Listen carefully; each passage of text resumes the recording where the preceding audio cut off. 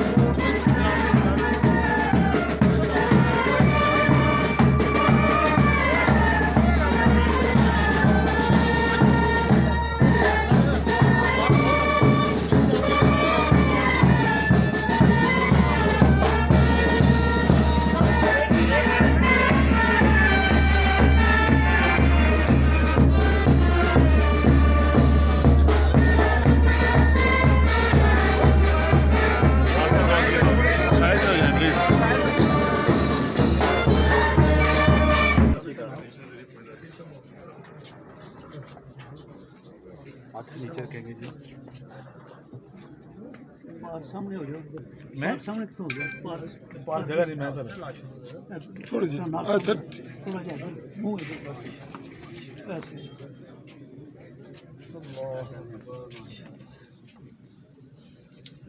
दुआ